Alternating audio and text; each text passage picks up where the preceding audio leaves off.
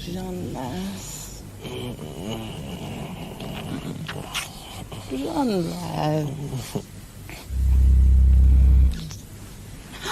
Elizabeth! Men God. You bastard!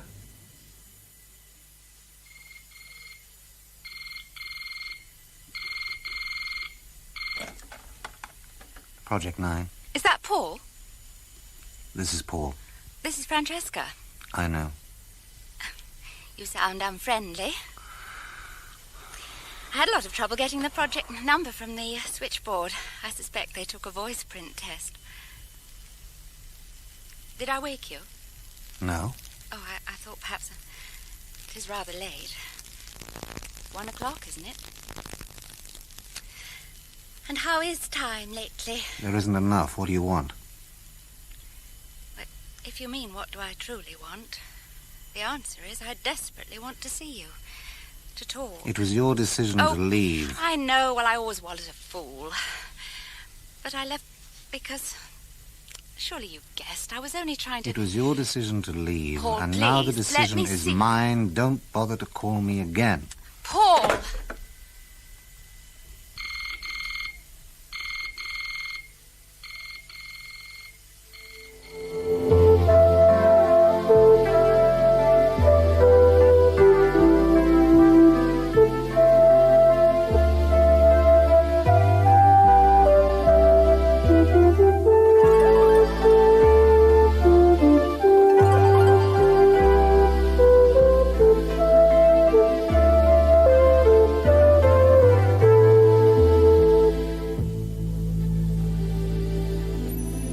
Silver Sky by Tanith Lee, with Paul Darrow and Elizabeth Bell.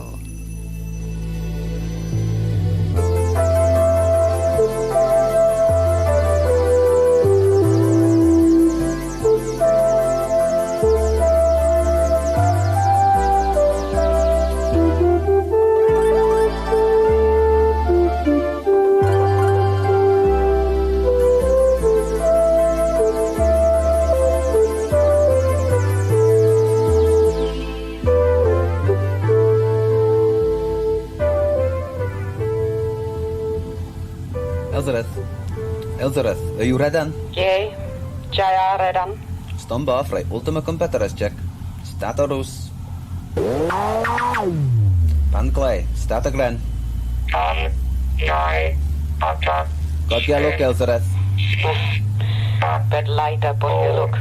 3, 2, 1, solo.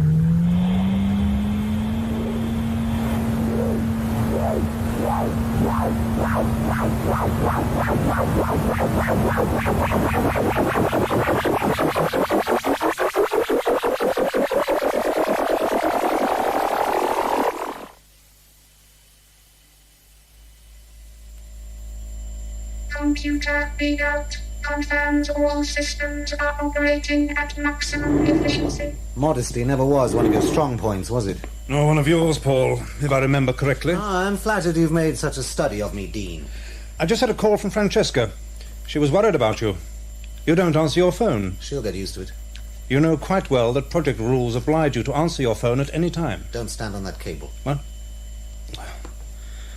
Besides, I frankly think you could meet Francesca halfway. I think you could mind your own damn business. How's the countdown going? The usual way. Paul, is this key bank looking the way you want it? Lock these two here. The rest of it's fine. Okay. Does our own Mr. Dean know yet? Well, now I wonder. Clyde, I take it this whispering in corners act isn't anything personal? No, Mr. Dean, just checking the diagrams out with Paul. How nice that you can get some sense out of Paul. As head of this project... Head isn't exactly where I'd have put you, anatomically speaking. Really, Baxter? You can be very childish. I can also be the only one who could design and construct this capsule currently in front of you, and I'm the only one who can guide her in flight. I am aware of that. And I've tried to handle you accordingly, with kid gloves. All I've received in return is abuse. And all I've received from you is administrative trivia, daily panics about a curtailment of government funds, and bloody red tape. Contact checks achieved. All systems functioning as designated. Silent countdown begins in 21 minutes. I must get back to reception. Stay there. I shall be bringing Sir Arthur Maddock down here in 10 minutes. That may come as something of a surprise. Not quite. He's your pet politician, isn't he? Look, Baxter. If you know Sir Arthur is here, then you must be able to make a guess why. Government funds are quite likely to be withdrawn from this scheme. Let's not go through that again. Yes, I've told you before, but it happens to be a fact. Sir Arthur, however, if he's sufficiently impressed, could be a very influential supporter. You've also invited the press, I gather. 2 reporters. Sir Arthur thought it would be a good idea to get the general public interested. The taxpayer doesn't like shelling out for secret research. You should know that. If we can catch the popular imagination, we may get a stay of execution. I presume you want to go on working on this thing? What you actually presume, Dean, is that if this project folds, you'll be out on your neck, minus the key to the executive's bathroom. You don't give a damn about what I'm doing, so long as you can get a free ride on the back of it. And in your ingenuous eagerness to secure your own position as you see it, you have made yet another of your monumental cock-ups. Sir Arthur and the press, as I've just explained, could be vital at this point. Well, you'll certainly be giving them a field day. I fail to see You fail to see because you walk around with blinkers on. I'd just like to assure you that if anything goes wrong, you'll be the one left holding the live grenade. Well, nothing can go wrong. This is a trial run only. I have some good news for you. This is the real thing. What did you say? I have considered a governmental closure too. So while you were papering the walls with memoranda about turning out the office lights, we took a shortcut. What runs this afternoon is the genuine article. You damned idiot. And there isn't a thing you can do about it. I can have you lifted off this project so fast your feet won't touch the ground. Try it.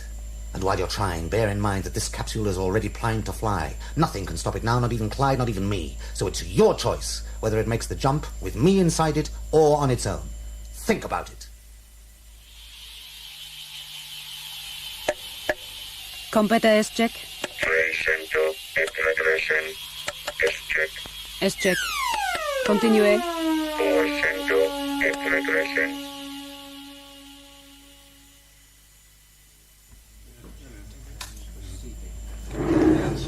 And this is where it's all about to happen, Nadine. We hope so, Sir Arthur. Looks like the cover of a science fiction magazine. Is that your computer? Yes, the female voice, due to its higher pitch, is reckoned to be more clear. I believe you. The capsule has a voice adaptation from the computer. That is, the capsule has its own separate, smaller computer, but with an identical voice program to the main machine. And both machines are capable of linking electronically, of course. May I take a picture? Well... No, you may not. This is Paul Baxter, the man who will be flying the capsule. Paul, these are the lady and gentleman of the press. Can't I take a picture? She just wants a photo of your handsome face, Mr. Baxter. Any loose static in here, even from a flash, can create a ghost overcharge on these instruments.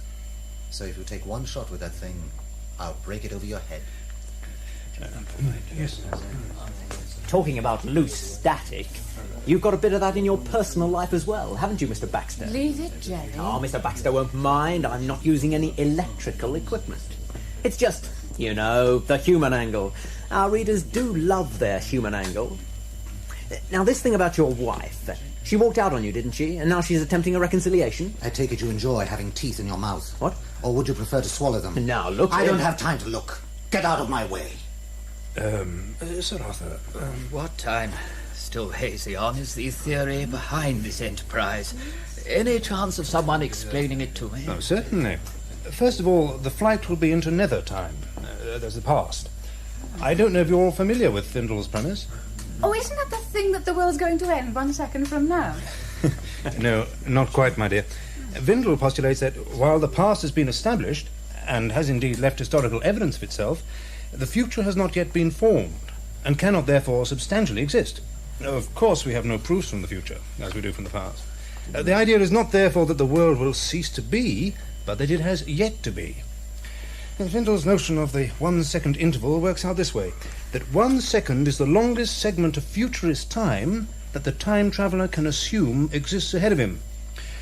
The law of the valid second is based solely on the swiftness of a second's passage. It's summed up in Vindle's time sentence. Even as I speak, the future has become the past. Oh, neat.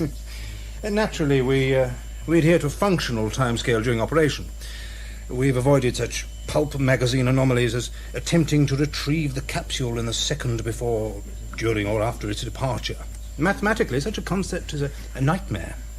One can only play about in such an area to a limited extent, or take a grave risk. We normally... You really mean all this? We normally allow 10 minutes to elapse between regression of the capsule and its recovery. Piloted, however, the capsule is autonomous, though subject to remote control recovery from this end in an emergency. Somehow I'm not convinced by all this. I sent you the reports. 120 objects were sent back and the full quota recovered. Travel is possible. Objects, Dean? How about live animals? We hadn't, in fact... You'd better tell him. So, tell me. Paul has decided that this isn't to be a dummy run. When the capsule takes off, Paul will be travelling in it. Sir Arthur, what have you got to say? No comment. Dean, perhaps we could discuss this in your office. Oh, come on, Sir Arthur. You must have some comment. Young man, when I say no comment, that is exactly... She's ready for you, Paul. Thanks.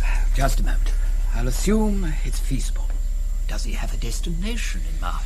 The estimated regression capability into nether time is somewhere around 3 centuries. You don't seem happy about this, Dean. Baxter, I suggest you stay exactly where you are. I'm about to get into the capsule.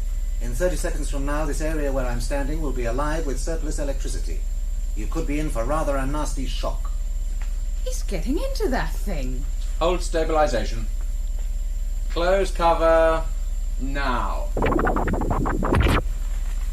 And there's the electrical build-up. Please stand back, everyone. Silent countdown concludes. Vocalized countdown commences. 20, 19, 18, 17, Key to release stabilizers. 16, Keyed and holding. 15, Lift cage. Lifting. 13, Oh, my God. 12, It's really happening. 11, Give me that camera. 10, 9, Oh, right, and now I'm going to take a beautiful picture of the moment when he gets egg all over his face. You don't think this is really going to work, do you? Yes. That maniac's got a camera. Hey, you, don't use that flash. capsule in flight. Just your eyes. Don't use the camera, Jerry. Sorry, darling.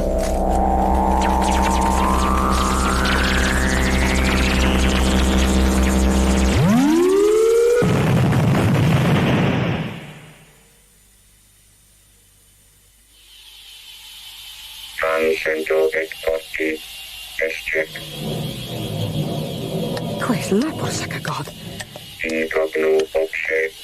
Tuo kapsla on stream. God! Capsule in flight. Flight time is now. Passage impeded. Passage impeded. What? For God's sake. Object unknown. Computed to be traveling outside field of normal validity. Collision will occur in 6 seconds. Competa aves, porsaka God!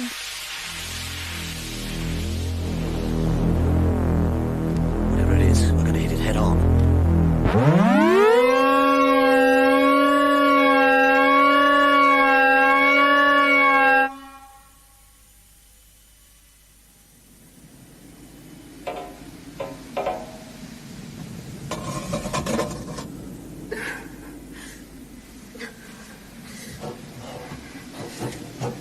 Dama mekanika. Dama. Zet hem aan. You hurt? I don't remember this beach. The laboratory, it's nowhere near a beach. Where the hell am I? There's... sea. But it's... I've gone colorblind. The sea is red. No, not red. It's pink. The color of strawberry ice cream. Oh, my head.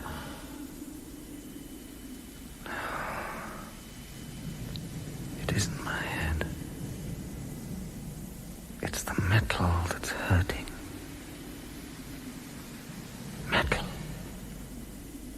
The sky is like metal. Who's that? It's a girl.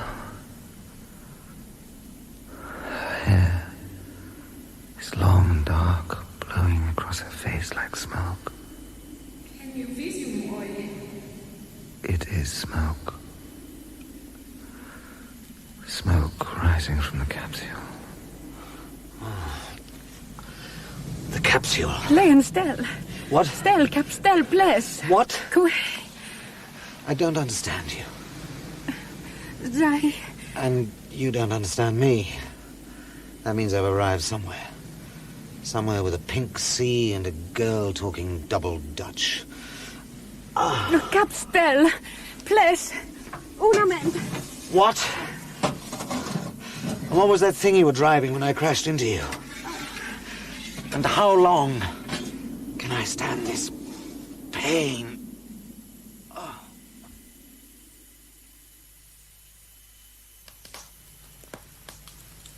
Drink this. What is it? A restorative. I suppose aspirin would be too much to hope for. Aspirin. How did I get down here? I helped you. You walked. I don't remember. You lit the fire? Yes. There are stones in it. But they're burning. The capsule's still smoking too, up there. Yes.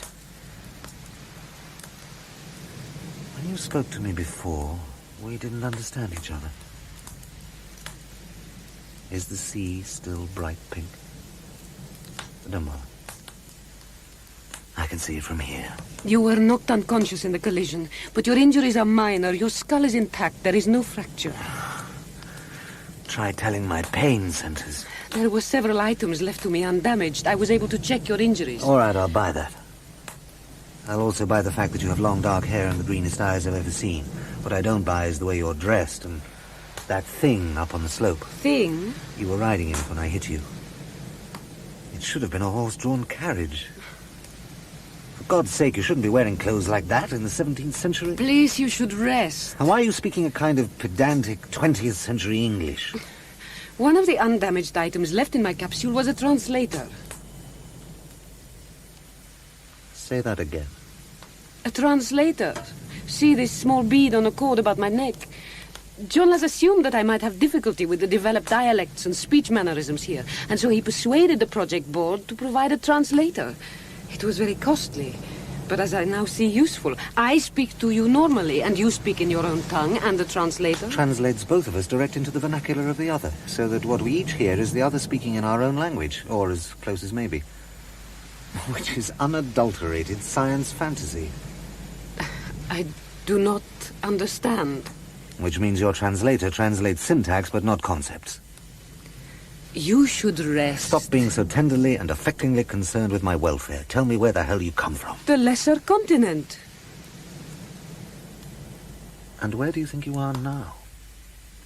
I was to have stabilized in the same area, but 3 centuries in the future.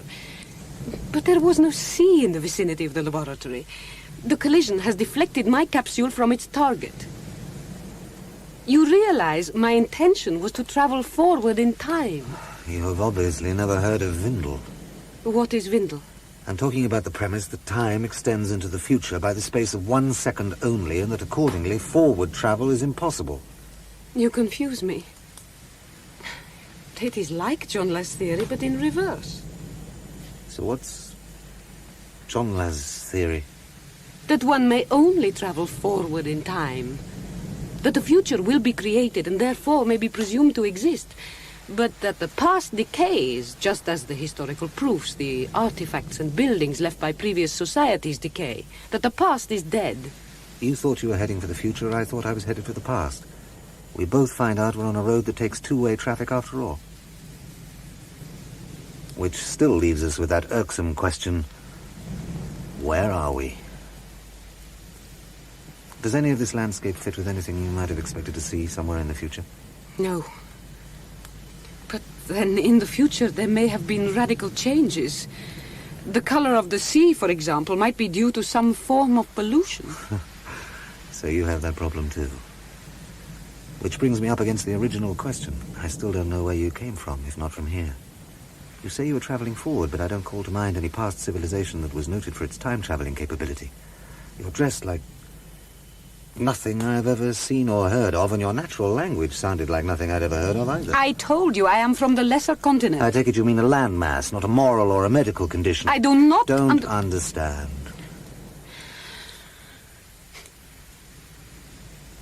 Oh, I ought to go and check that wreckage up there. See what's left. The very little. Your vehicle, your capsule, was almost entirely destroyed. You were thrown clear. Probably. This whole thing stinks of cliches. And here we are in nowhere. With a metal sky and a pink sea that ought to be blue. Blue? Blue. Or grey or green, depending on water content and depth, prevailing weather, time of day, solar refraction, and individual colour perception. There is no sea which is blue. Seawater is yellow. It is the iodanian compounds which make it so. There is no sea in the world which is not yellow.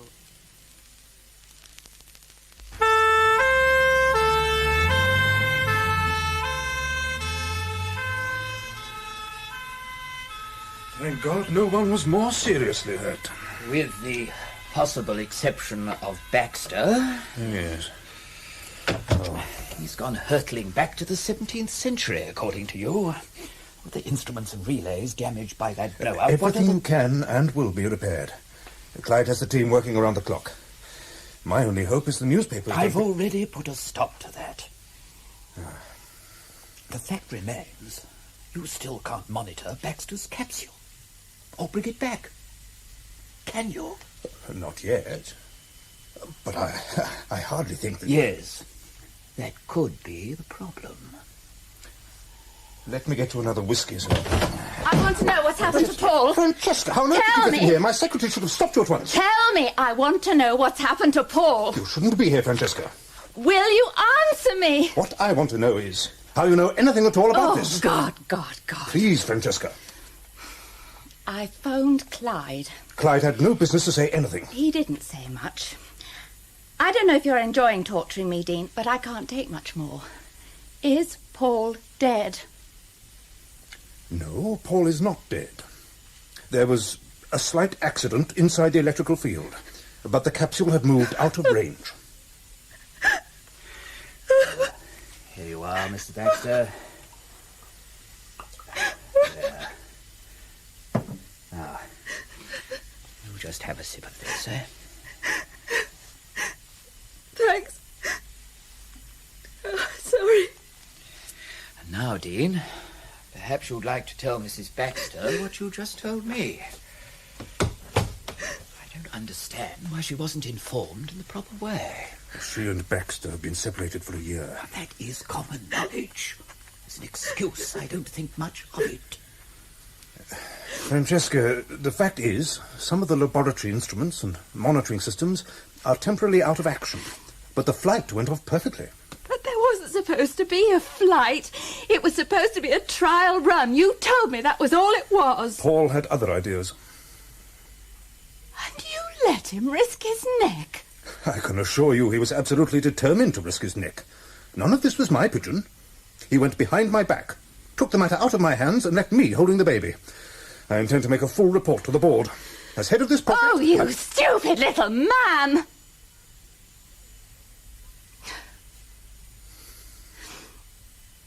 No. No, it isn't your fault. If it's anyone's fault, it's mine. I couldn't take the hours he worked. I couldn't take his commitment to what he was doing. I wanted all his commitment to be to me. I wanted to hurt him. So I... What am I going to do? What am I going to do?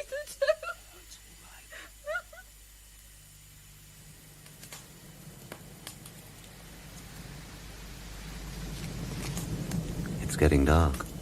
Yes. That seems to be something they have in common. Your world, mine, here. Yes. There are even stars. But no moon. Your satellite? How many moons? 1. You? 3 moons. We've built cities on them. You? Not yet. Thank God. You do not like your world very much. Your world, however, sounds fascinating. I just wish I could work out where it is. Or here. A place where stones burn. Which is fortunate. There doesn't seem to be any wood around. There is wood. A forest, I think, over that rise. I saw it earlier. What color are the trees? Don't tell me. They seemed black. We could look at it tomorrow. Whenever that is. Do you think your people will soon answer your signal? I'm not even sure they'll pick it up. I rigged that transmitting device as best I could, but there wasn't much left to do it with, and the wavelength is pretty random. I've got no method of linking back to the main computer. The communicator is dead, of course. I have a suspicion it was dead before the impact. Something happened there, and God knows what. My own communicator is damaged, but it is able to repair itself. It will then emit the location ray. Oh, this is what is supposed to happen. To be stranded in another time. This is something of which we were warned during training. But we also believed the society we contacted would be greatly in advance of our own, that therefore they themselves would most probably be able to return us to our own era. Your people seem to have great faith in their world's future. You have no faith in yours? Not much, no. Our record isn't particularly fine. Does it occur to you that your lack of belief in yourselves may be linked to your lack of success? Well, it hadn't. Consider it. You are very bitter. I'm very bad at ignoring the truth. The truth as you imagine it to be. Jean Laz has said that bitterness is the flavor of defeat. That seems reasonable. He had no cause for bitterness. He was the cause of bitterness for others. Why don't you tell me? I'm assuming you want to. We trained together for this project, John Laz and I. The selection was between us, finally, who was to pilot the first capsule. I was selected and John Laz was not. We had been lovers for some months. I came to our dwelling, and he was in our bed with a girl. He pretended surprise, but he had known at what hour I would arrive. The girl was frightened. I knew her. I felt sorry for her. When I looked at John Laz, he was smiling.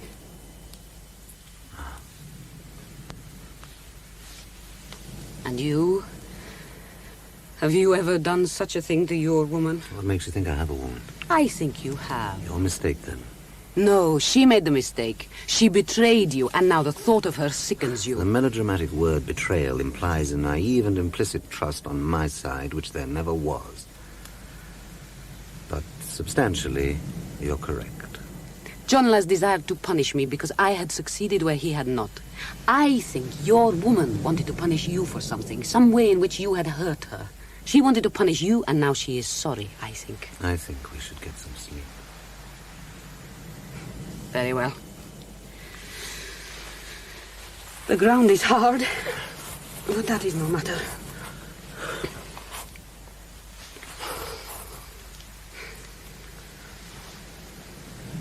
The stars don't form the right constellations either. And there is no sound, save the fire and the sea. This place seems very empty, very unformed. I am called Elzareth.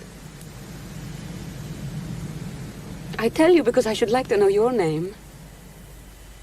I am afraid of this place. I said that it was empty. Suppose it is not empty. I look into the darkness and I am afraid of what the darkness may conceal. You will think me a child, believing that there is something out there in the dark. My name is Paul. Paul. And Elizabeth? Yes. I am afraid too.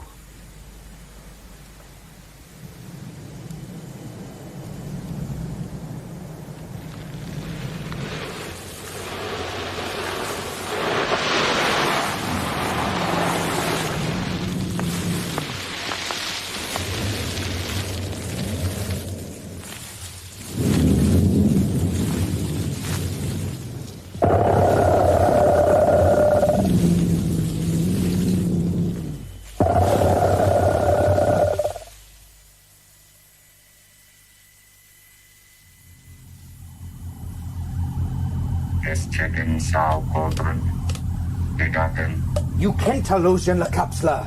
Bestel Jonas. Mais Elzereth. Is checking at North Quadrant. Begatten.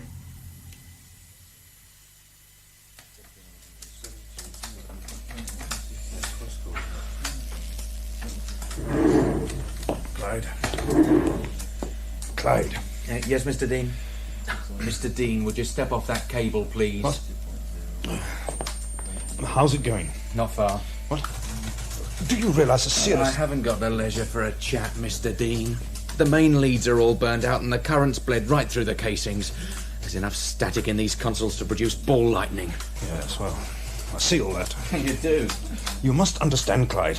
On paper, I'm responsible for this confounded disaster. Bloody Baxter. Bloody Baxter is certainly in one hell of a jam. The way things stand at the moment, we can't track that capsule and we can't trace it. The screens and the contact mics are dead. We don't know where Paul went or if he got there. If he tries to get back, he can't link with us, so he can't make the trip manually. Neither can we bring him through. If he needs help, we can't give him that either. By the time we can, if we can, it may be too late. Oh, if I could get my hands on that moron with a camera, I'd wring his neck.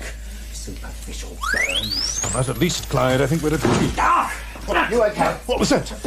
The static I told you about. That's what we're working against. It's setting the electrical equipment off like sticks of dynamite. I've got solar battery lasers supposed to have arrived half an hour ago, but you need a bulldozer to shift some of these admin types off their backsides. I'll get on to it, see what's holding things up. If we could come clean, it might help. They're going to read about it in tomorrow's papers anyway. Sir Arthur Maddox organised a clampdown, sir, and start spreading the word, all right? Up to you. Oh, one other thing. Yes? Francesca Baxter. I know. She's in my office. Yeah, I'm sorry. I tried to stall her. It can't be helped. Just get this knot sorted out. If I can. There's one other possibility we can't overlook. Which is? The blow-up this end could be a coincidence. The capsule seemed to miss that, but something else could have happened. You see what I'm getting at, do you?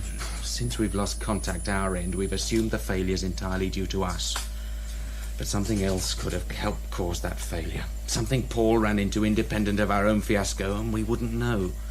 We won't know until everything's working again. What I'm saying is, Paul Baxter could already be dead.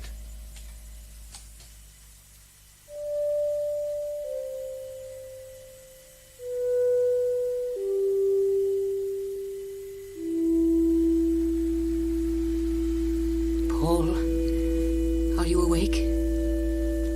I'm awake. The sunrise, the colors. I know. It is very beautiful. Yes. It is.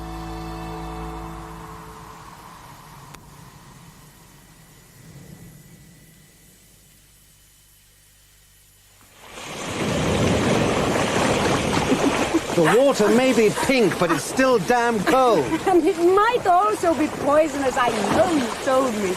But it is too beautiful to do any harm. That could be a dangerous philosophy. Am I very different from the women of your world? Anatomically, no. Then it cannot be revulsion which makes you look at me like that. No, it can't be, can it? Perhaps you should get dressed. I am not afraid of the coldness of the water as you are. Such a brave man, so afraid. He is even afraid of me. Terrified. You coward! To feel the beautiful sea. Stay there much longer and you may get beautiful hypothermia, with which, so far as I know, neither of us has the medical resources to cope.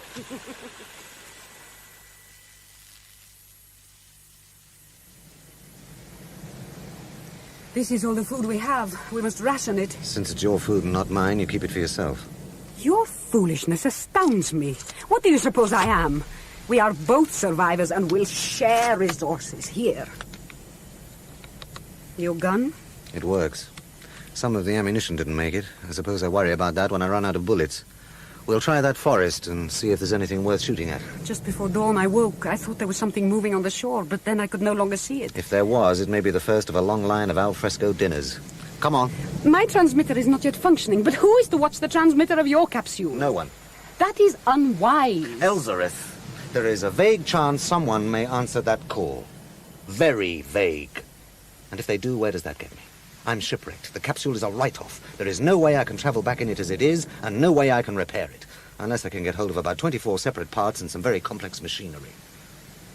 Even supposing that they could send that through to me here, it would take 6 months to organize it. There was no backup for this thing. To be fair, none of us reckoned on a collision in mid-flight. I'm going to have to get used to the idea that I'm on my own. You are not. I am here. Last night you said... I said I was afraid. I am. That isn't going to stop me trying to find out what survival potential this place has got. If any. When my transmitter has repaired itself and my people pick up the signal, they will send help. Elzareth! Oh, forget it. You were about to say that I must not count on rescue any more than you are doing. Do you know why? I think so. This world... is so unlike wherever it was both of us thought we were making for that I have a suspicion it could be off every map and outside every wavelength there is. Experimental objects were sent to and retrieved from these coordinates. And so were ours. On a 10-minute lapse automatic recovery system. In other words, before they left, they were triggered to come back. But a piloted flight was random. I had control, not the computer. If it lost me, I could have moved off the edge of the universe for all the chance I've got of linking up again. I'll take a bet that the same situation applies to you. I have a theory about what's happened, but it won't gel. One thing I do know, I'm not waiting for any miracles. We're here, let's see what here is all about. You're coming with me. Aren't you? My own gun is also primed. Then let's take what we need to carry and get going. You never know. There might be a city on the other side of those trees. But we will return here before dusk. Unless we find something better. You truly believe there is no way out of here? Do you believe there is? All right. We'll come back. Before it gets dark.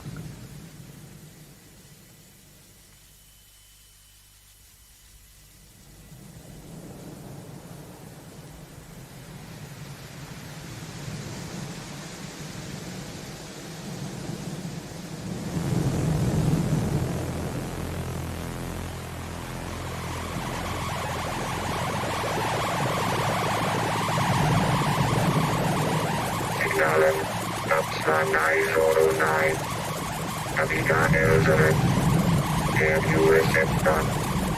Speak. Signal Kapsla 909.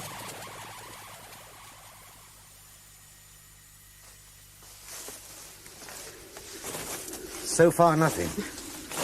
Not a sign of life of any kind. No animals, no reptiles, no rodents, no insects, no birds. There is a stream between the trees. I should like to examine it. All right.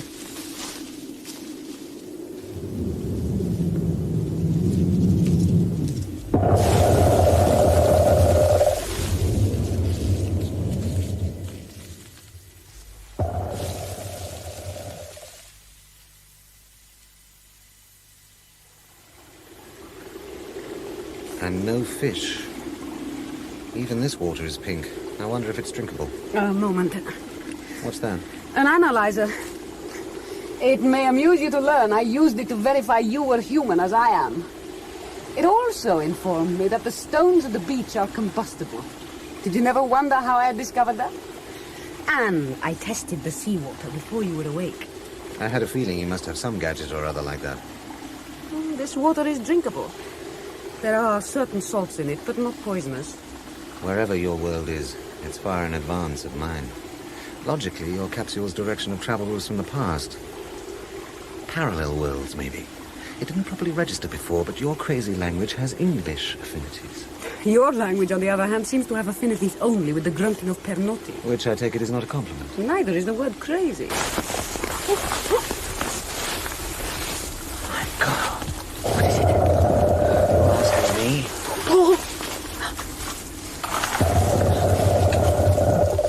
Keep still. I had no intention of running towards it.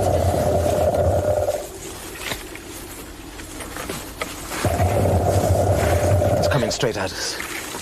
It happens to be 8 feet tall. It is all so slow. I don't know how you feel about eating it, but it just elected itself as part of the menu. Oh, Paul, don't shoot.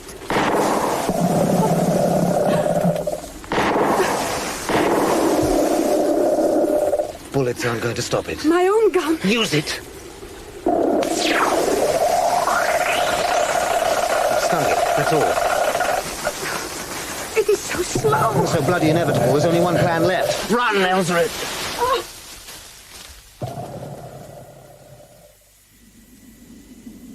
I cannot run any further. Listen. I think we lost it. So much for modern technology. You didn't want me to fire at it, did you? I guessed the guns could not disable it. The tufted hair or foliage on its hide was very thick. We better head back towards the beach. The compass says this way. I've been looking for fruits or berries on the trees or shrubs for edible plants on the ground, but there is nothing. The prospect is hardly exhilarating. Death by slow starvation, unless one of those examples of weapon-proof topiary gets us first. Or our people find us. Or our people find us. Or the sea parts down the middle and the U.S. cavalry rides out of it.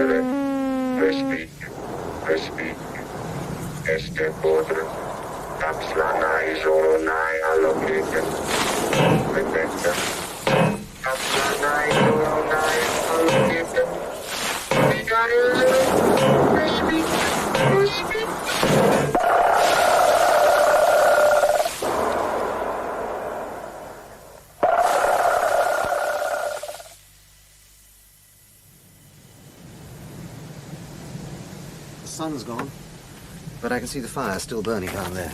There's a lot of oxygen about. Look! Just up the slope, beside the capsule wreck. One of our friends from the forest. What is it doing? Using a stone to smash your transmitter. Why should it? I don't know, Iris.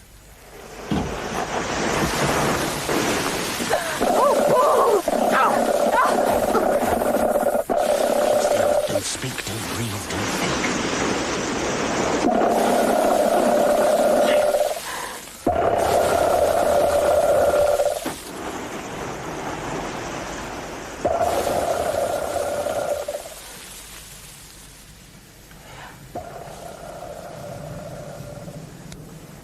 It has gone. Don't look. Let's wait to make sure.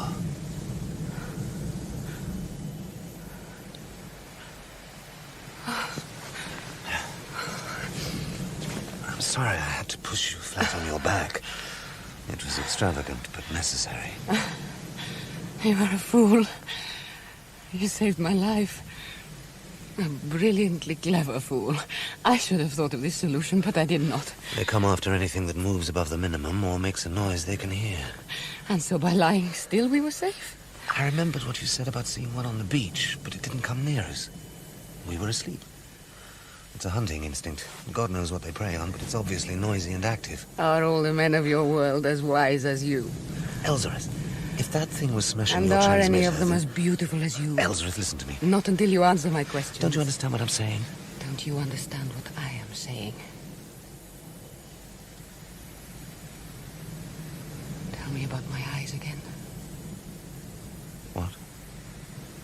Tell me they are the greenest eyes you have ever seen. They are the greenest eyes. Science fantasy eyes.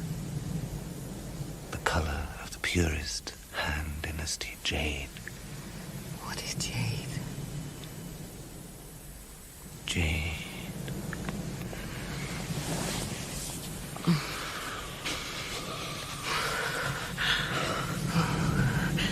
I do not care about the transmitter. I do not care about anything but you. Only you. You.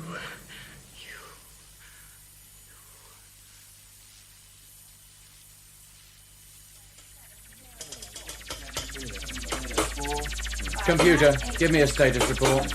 Computer readout confirms that all systems are re-establishing normal power. Okay.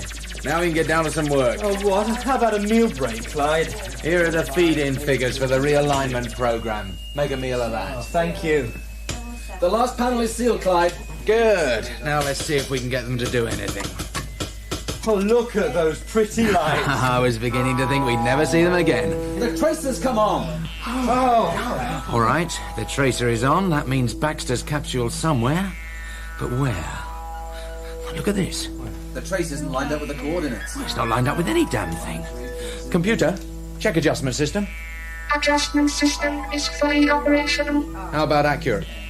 There is no fault in any system associated with the tracer beam and linkage equipment. Then how do you explain this? The capsule's there, but there isn't where it ought to be. It's almost as if... Yeah? I don't know. Like a man standing on a raft. He's still on the raft, but now it's floating. That's what this looks like to me, Clyde. As if Baxter's landed somewhere that's constant, but moving. Yes, I can see that too. Of course, time's passing anyway, wherever Paul is, but the coordinates adjust to that automatically. This is more as if the whole box of tricks has slipped out of the groove and then The coordinates will register in 4 seconds. Continuous revision will now be necessary to maintain trace correctly. What the hell? There they are. And there they are again. Shifting coordinates.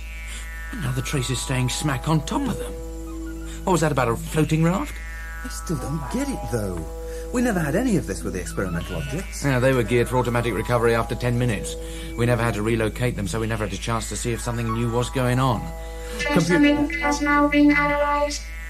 Trace detector reveals absence of computer voice adaptation inside capsule. Why?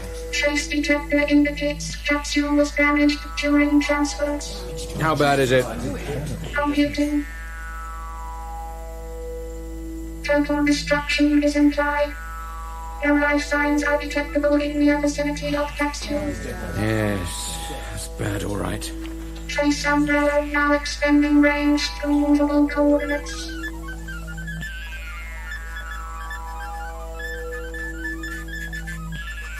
That's the distress code. Paul must have rigged it. Yeah. He's alive. He has to be. Computer, will the mics carry a transmission yet?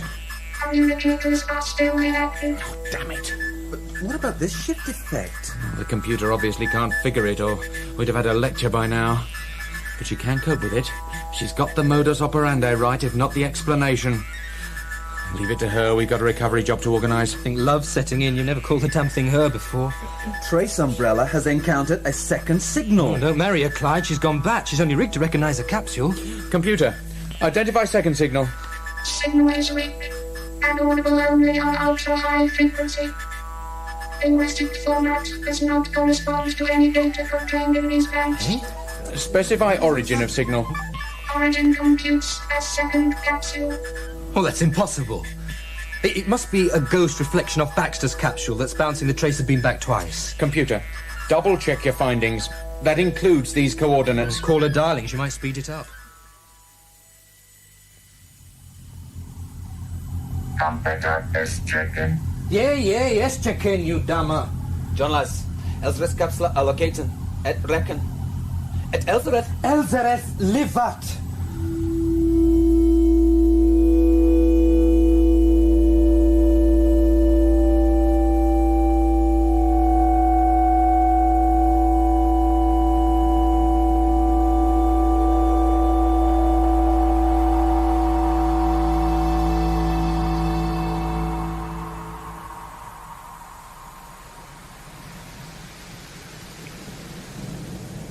Ellsworth, you know, that ocean is tidal. There's too great a variance for it to be only a solar tide. Ah, you, my lover. I thought you would say beautiful and tender things to me. Instead, you speak only of the sea. I checked your transmitter an hour ago.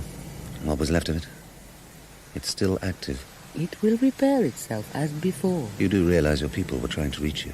Because the things from the forest attack only what moves or makes noise. And therefore, since it was attacked, the transmitter must have been receiving and audibly transmitting. Yes, I realize. Presumably, some sort of rescue will be instigated, now you've been traced. Perhaps. I told you I do not care. Ellsworth, wherever we are, it's hardly the garden of earthly delights. We can't survive here. Did I say that I believed we could? How can I explain to you? I have lived, but always looking forward. No individual moment of my life had ever any meaning, so I must stare always ahead, towards the next moment, the next day, the next year, forward and forward, or backward into the past. To travel in time, that is not new to me. I have always been a time traveler in my head, looking forward, looking back, and the present never enough. But now, the present is enough. Each moment is perfect and whole. Each moment I am with you. I do not say these things to bind you to me, to suffocate or to chain you. I say them because I must, because they are true. And if they are not true for you, still they are true. I am glad I have lived. I am glad. If either of us has a chance to get out of this place, it will be you. Well, you think if that was so, I would leave you here to die? I think you might have to. I think you wish to make me very angry, so I shall forget to be in love with you. This isn't about emotions, this is about facts. The facts are that if I am found by my people, I can return to my world. The Lesser Continent had trained a team of 5 persons for this enterprise. There were accordingly built 5 capsules. They will, if they are able, send a new capsule through to me. I can then return via the recovery beam. A capsule can also be sent for you. What? Your own world has failed you on so many levels. You will come back with me to mine if I am found. Your world? Mine. Yours now. Or I'd be Cro-Magnon man, sublimely primitive, a sideshow. I doubt I could even live there. This is about facts and not emotions. I doubt if I could live there because I think I know where I'd be going. You know? I worked it out. As you have. Haven't you? It has to be. It doesn't make sense, it's ridiculous, but it's the only answer. You suppose our worlds are totally inimical, and therefore we too are basically inimical. No. No, Ellsworth. But what's happened to us is just a byproduct of everything else that's happened. Side effect. Inevitable. Probably meaningless. I do not believe you. You do not believe yourself. The fire's still burning. The excess oxygen in the air could be affecting us too. Oh. If we walk up to the wreck, you can check the transmitter. I would not hate this so much if I knew you did not want me. Then I could turn away from you. Very well. Let us walk.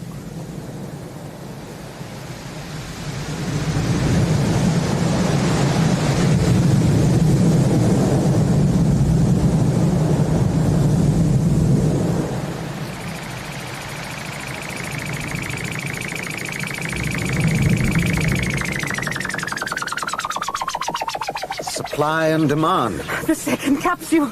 My people have sent the second capsule. They don't waste any time. Pun unintentional. They could not even know that I was alive. John Lass. I hope those damn things from the forest don't hear that. Come on.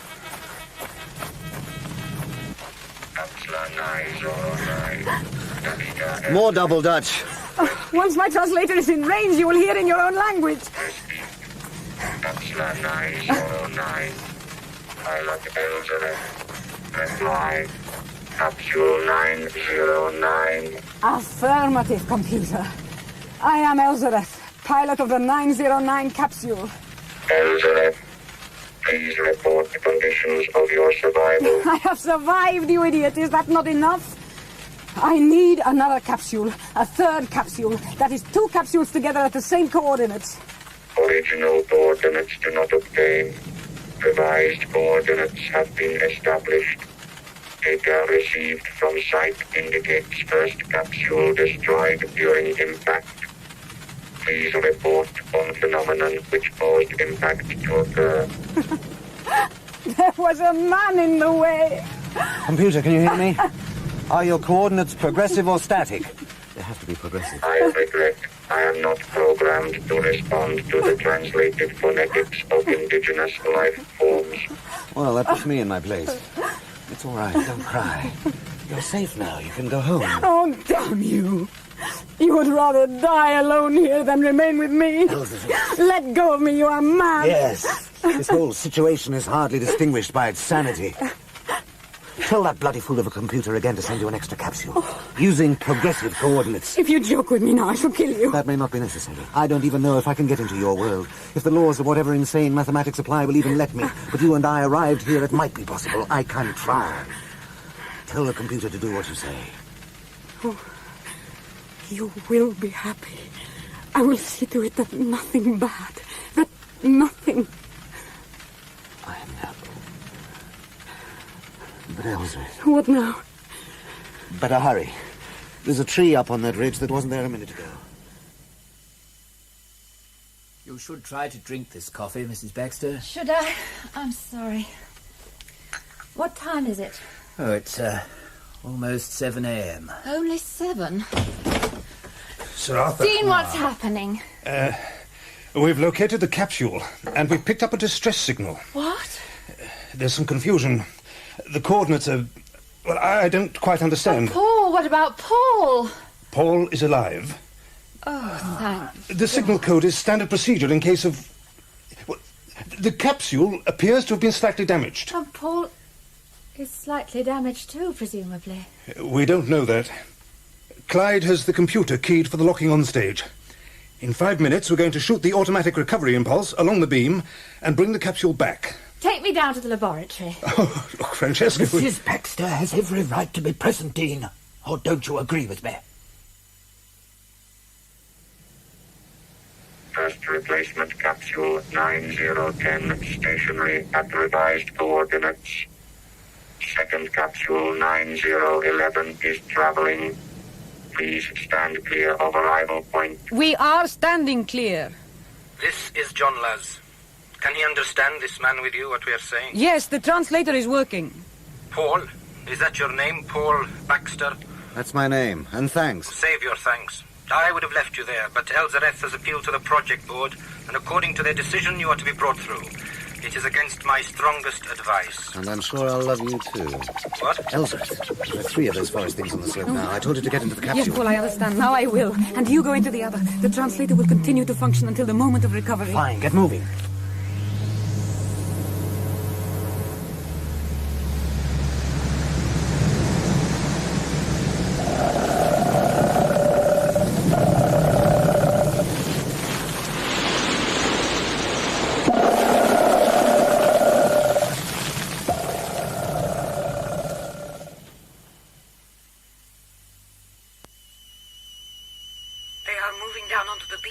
Heading straight for us. Wonder what took them so long. The capsules are reinforced. We are safe, I think. The recovery beam is about to lock on. Are you positioned and ready? We are ready.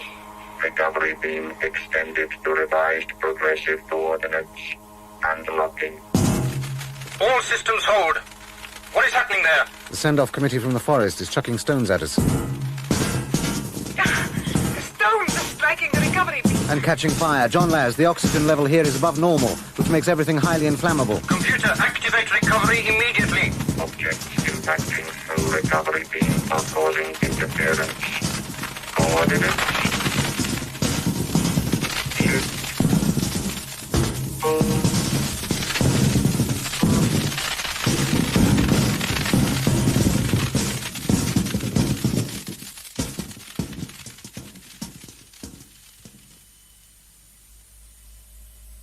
that switch over there, could you? Checking.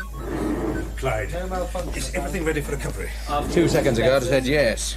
What the hell's gone wrong now? And what the hell's Francesca Baxter doing here? You might have had the sense to keep her out if you can't do anything else right. I will not be... Shut up, Dean, and listen.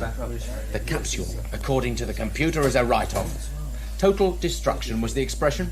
We have to try to bring that mess through anyway, but God only knows how much stress it can take. And now... Oh, will you stay back on that carpeted area, please, the rest of you.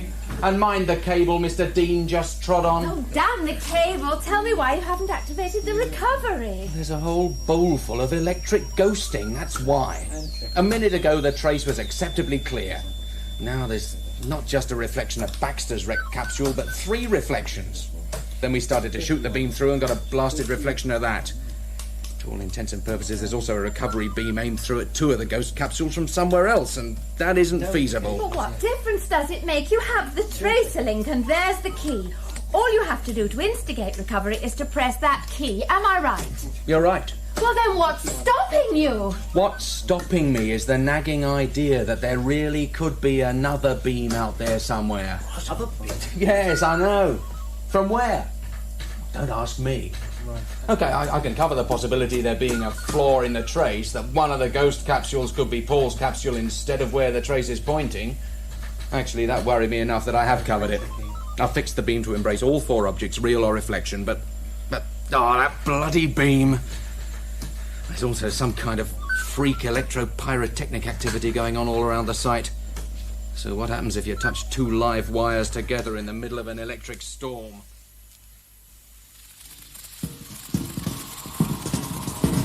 Elizabeth, can you hear me?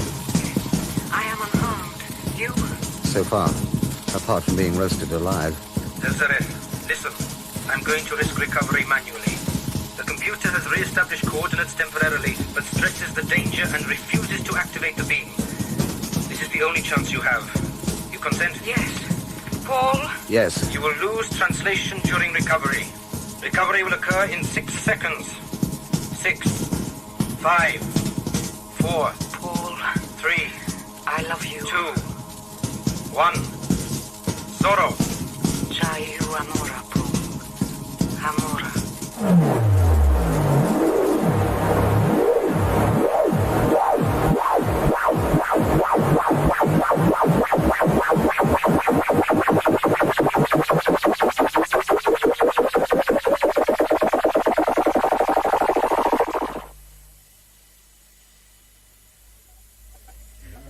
Clyde, look at the trace. It's going mad. Press the recovery key. You lose him.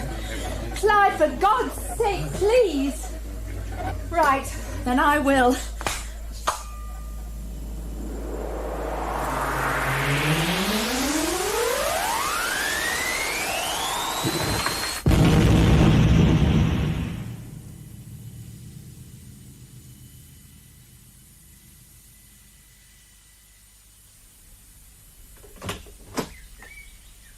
Mr. Baxter. Now, I thought we agreed. The tape recorder stayed on this table over here, and you stayed in that bed over there. We may be a private establishment, but we have our ideals. Dr. Calhoun was adamant. You mean petrified? Do I? No, I don't. Did you have to get up and get dressed and start working and ruin a beautiful, quiet, uneventful day for me? Aren't you grateful for the loving care we've lavished on you? Waited on hand and foot and never a word of thanks. Thanks. Main building called earlier. Mr. Dean. Your wife is in reception. She's been here 3 days. Won't you see her now? If you're so worried, you go and see her. I wish you'd do as you're told and let somebody help you. You can help me. Oh, yes? Yes. First you can get out, and then you can spread the word that I'm soundly asleep and must on no account be disturbed. While you're doing what? I'm going to run this tape, and then I'm leaving. It would be pointless for me to suggest you're not fit enough to leave yet. Quite pointless. I'm sorry. I don't know what happened over there on the project. The security clampdown is total. But whatever it was, I still wish I... Please, will you get out? Yes.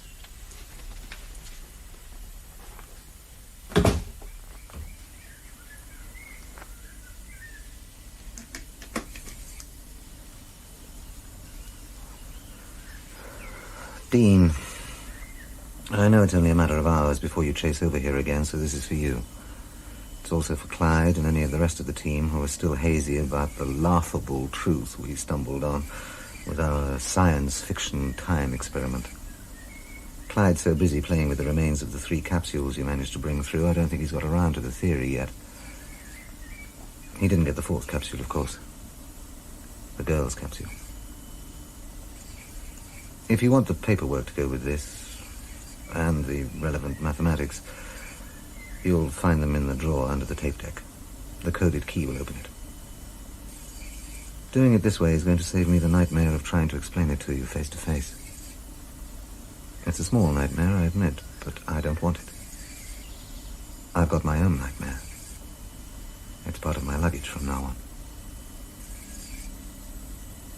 I gather I told you about the girl when you were dragging me out of the alien capsule. There wasn't much left of it, was there? The girl was killed.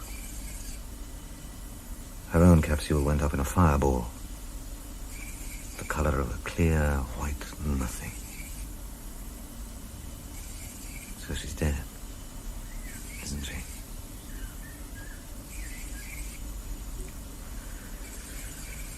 The mistake we made about the nature of time, Dean, is that we thought we had the monopoly.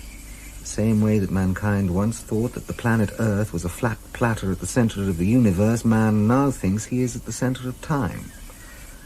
To go forward might be impossible because man hasn't yet pushed his way ahead into the future.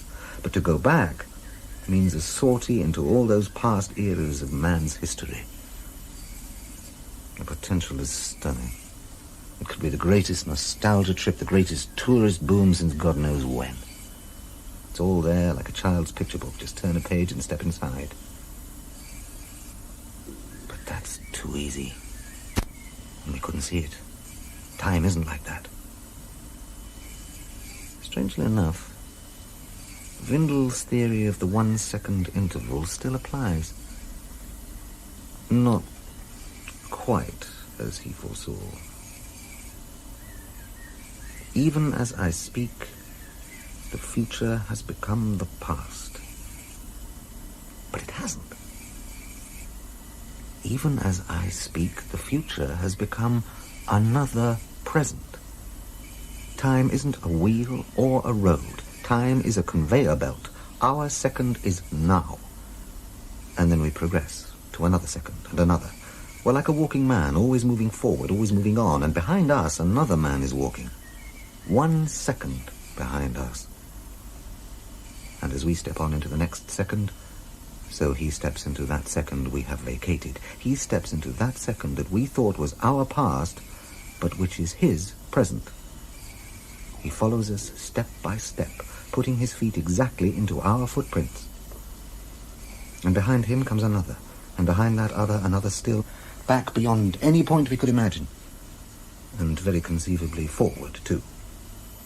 And if someone is walking in our footsteps, whose footsteps are we walking in? The future is there. Only that isn't the future either. It's another present. And the strangest thing of all is that each of these time zones is unique, a different world. Some like ours, some unlike. Pink sea, yellow, too much oxygen, a silver sky. So there's no such thing anymore as history. Just the artifacts, records, ruins, memories our history has left us, traveling with us as we go forward.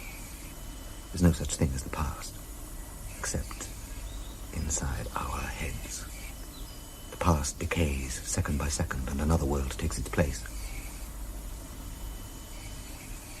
When I went back, I didn't arrive in the 17th century, because that doesn't exist anymore. I arrived in another time zone currently occupying the space at those coordinates. The girl came from another time zone again.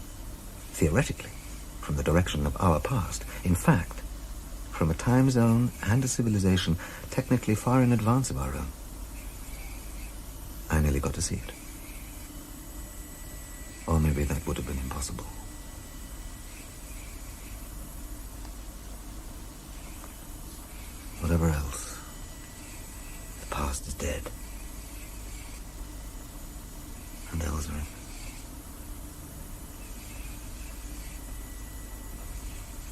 Elzareth is dead too.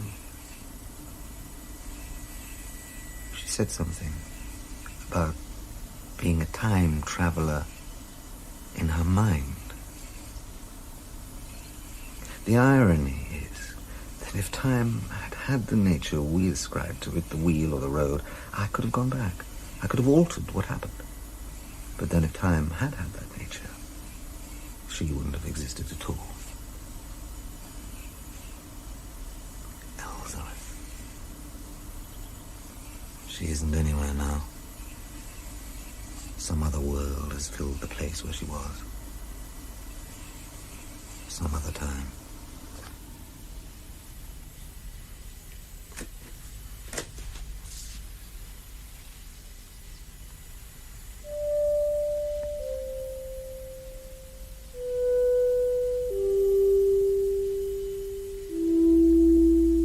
I love you.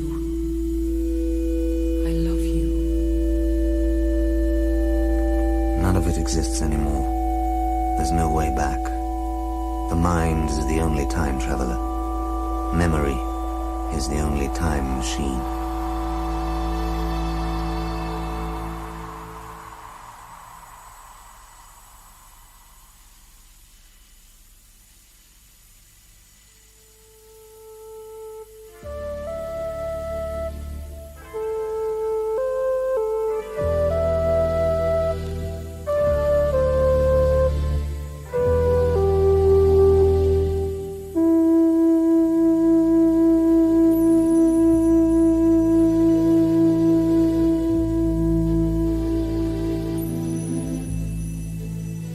In The Silver Sky by Tanith Lee, Paul Baxter was played by Paul Darrow and Elzareth by Elizabeth Bell. Dean was Simon Malloy, Francesca Baxter, Anne Reed, Clyde, Andy Rashley, and Sir Arthur Maddock, John Jardine. John Laz was David Fleischman, the reporter, John Talbot, the photographer, Nina Holloway, the nurse, Mary Cunningham, and the technicians, Martin Oldfield and David Fleischman. Music and effects were created by David Fleming Williams, and the play was directed in Manchester by Kay Patrick.